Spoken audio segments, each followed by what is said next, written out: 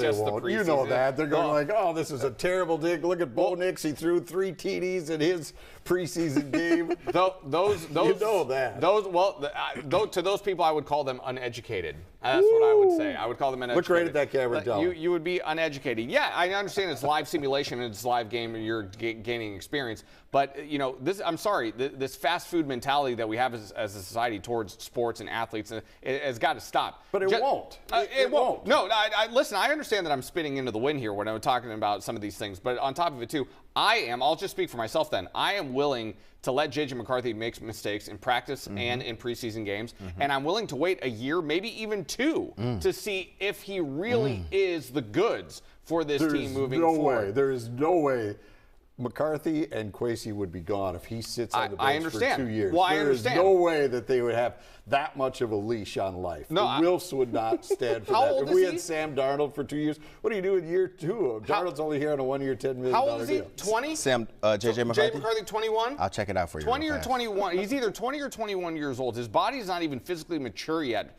for the NFL game, in my opinion. 21. 21 years old. Okay, so when you're going to try out a 21-year-old and you're trying to tell me that he needs to be good right now at 21 and we can't afford to wait for him to be good at 23. I understand the Vikings front office probably can't afford to wait for it, but that doesn't mean he's not going to be better at 23 than he was at 21. Well, I'm not arguing that. I will say I'm not arguing that at all. There are very few rookies that just step in there and make that impact, that jump right away. Like Pierre was kind of alluding to, some of these rookies do need a full season and an off season to prepare their body to withstand a 17-game NFL season, maybe an 18-game NFL season next year.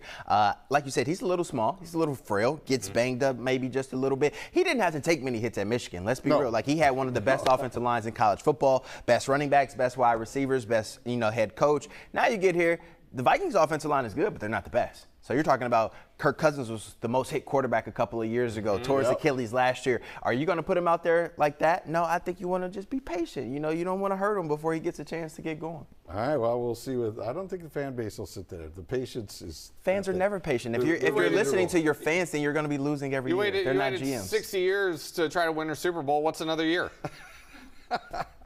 What? Makes sense. If fans knew it all, they would be the head coach and GM. That's true. That's true. All right. Now, if you enjoy this kind of banter, we do a podcast throughout the NFL season, usually right after Viking games, when everything's raw. People say I'm too aggressive, too mean, don't let Pierre get his points out, that we actually fight and stuff. That's why Ahmad sits in the middle of this. But join us. It's the Vikings Now podcast. Wherever you listen or watch, you can see them there. And I don't know where else we put them, but we put them all over the place. So check those out. It's usually the 3 of us. Dawn chimes in when she has time to join us, but she's important, right? She doesn't have time for these low-budget operations like ourselves. We will take a break. Much more here on Training Camp Live. We'll get you set. Remember that next Monday night we have the night practice on Fox 9 television. And we're doing a show after that at 8:30. So we'll get you all set for that. What to expect in practice coming up in the next couple of days as well. We continue here on Vikings Training Camp Live.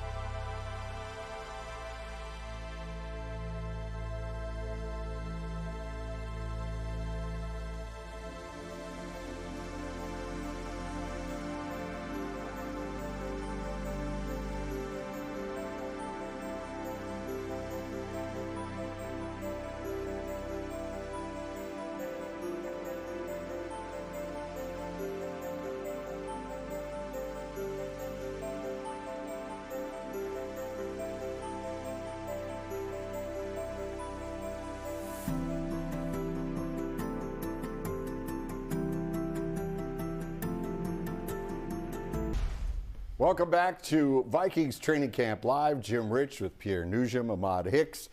And gentlemen, the team has the day off. That's why we're in studio today, for those wondering why we're sitting here and not out at TCO. You look at the defense. All of a sudden, that wasn't supposed to be a problem. Well, we knew the secondary coming in needed some maturation back there. There were some guys that didn't live up to the standards of an NFL team, live up to the standards of Brian Flores.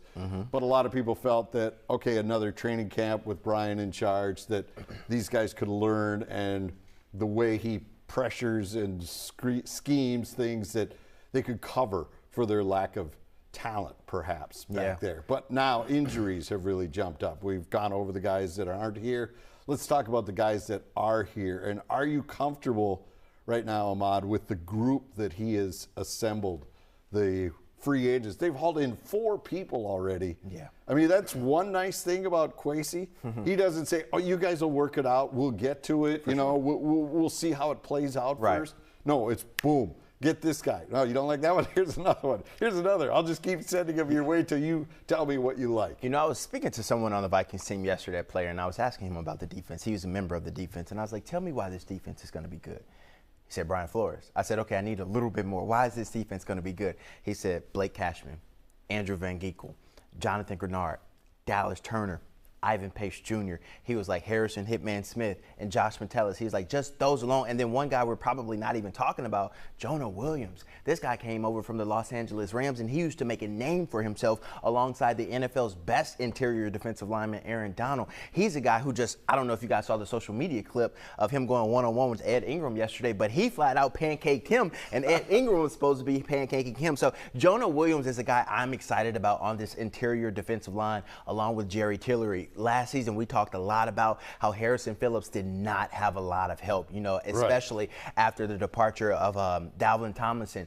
Now they have a little bit of depth there. They don't have the best cornerbacks right now, but if you have guys that can go apply that pressure, you don't have to have the best cornerbacks. You just have to hold up for 3 seconds while your guys get home, and I think they have enough star power in that front 7 to be better than they were last year. I got to follow up before I get your thoughts, but I've got it on the top of my head.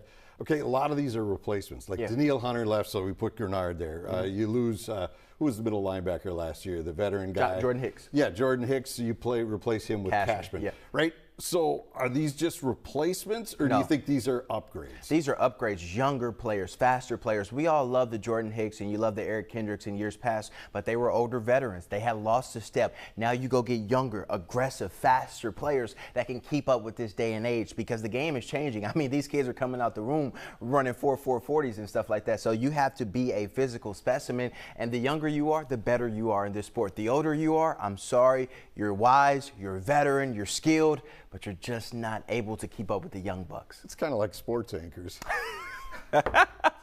You said it, not me. No, well, I could read. I don't know what you're talking about. I could read Pierre's mind. He had it right there. He goes, yeah, it's kind of like how this table is going right He's now. got the jokes over here. This guy. All right, so your thoughts on what you have seen defensively, especially in that secondary, the bodies they have brought in. Are these starters, or do you see a scenario where the Vikings have to wait until we start getting to cuts, until the cap fits, and people have to sometimes put people out there they don't want to cut, but because of money they have to, or even possibly another trade with a club to get a body where you can get a bona fide starter? We know that Byron Murphy is going to be starting on one side of the field. For sure. Correct? Who will be the starter in week 1 on the other side of the field at corner? That remains in question, and I don't know if we're going to get an answer to that by the end of the preseason, because it seems to be a revolving door right now. You have Jay Ward out there, who we talked about the last couple of days, who's moved over to corner. We've also got Andrew Booth Jr., who's still trying to figure things out. Bobby McCain was brought in, but he's playing safety right now in training camp. Fabian Moreau was brought in to try to push and elevate this team as well. He was running with the 1s and 2s yesterday. Yes, he was. So it's stunning. They come in one day. Like McCain was awesome. He was running with the 2s yesterday. And it was the first full padded practice, and he's like, let's go. Well, and how much of an indictment is that on the guys like Jay Ward and Andrew Booth Jr.?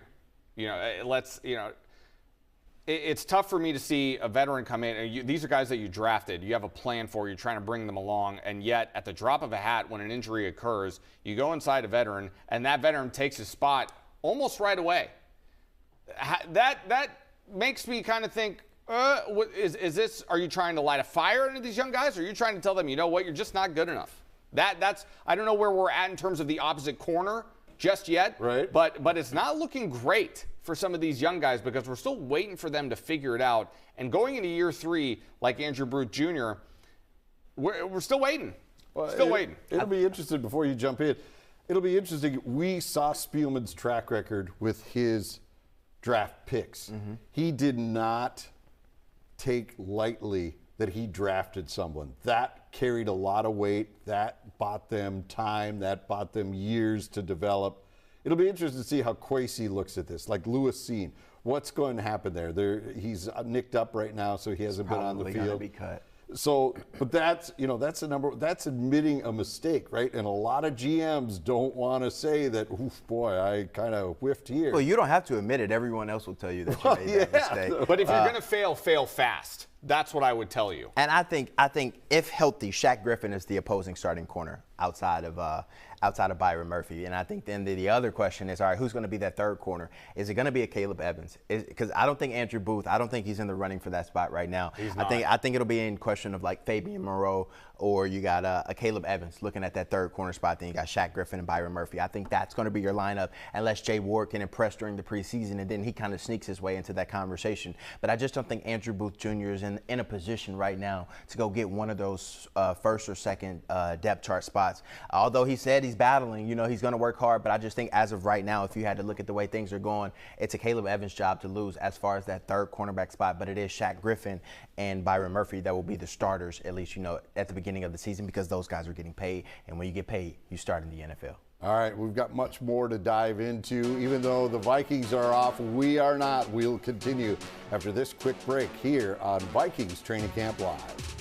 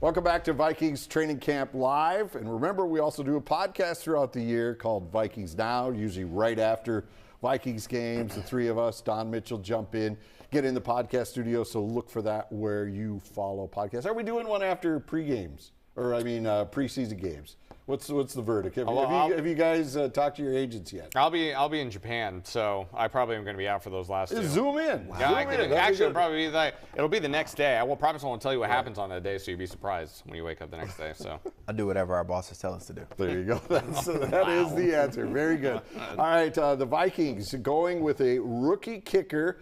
They made a cut this week to bring in more safety, so we're down to one. Will Reichert is the Alabama kicker. He was sensational throughout his collegiate career.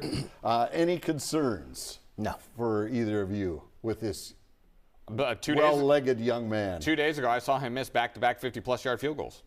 He came back and nailed one in practice, though. 1 out of 3. Yeah. It's not a great percentage. So that would not work with Mike Zimmer. That's all I've seen so far. No, I'm not willing to give up on him just because I've seen him miss 3 field goals in training camp.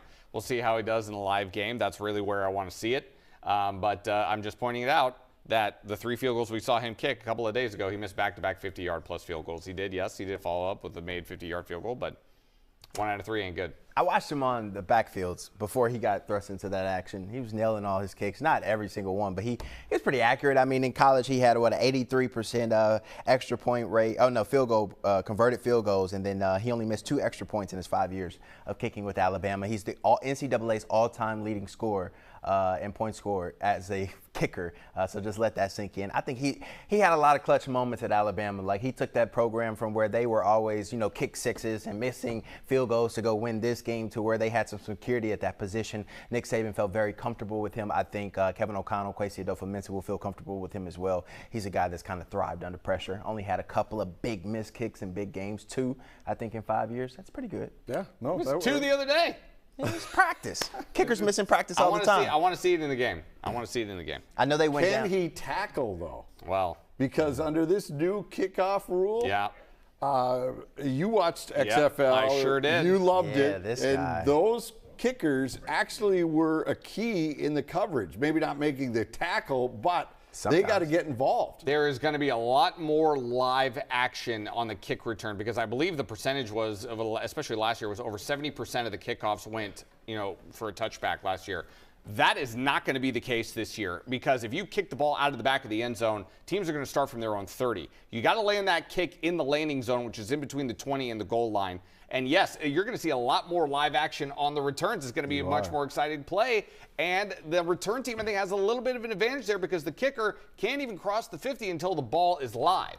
Yes. So, you're going to have to be ready as a kicker. You need to be ready. Make one man miss and maybe a lot more touchdowns this year. Yep. It's going to be fun, and we will have it for you. Shout out XFL. There you go. They brought us something. We're done. We'll see you tomorrow at 3 from TCO.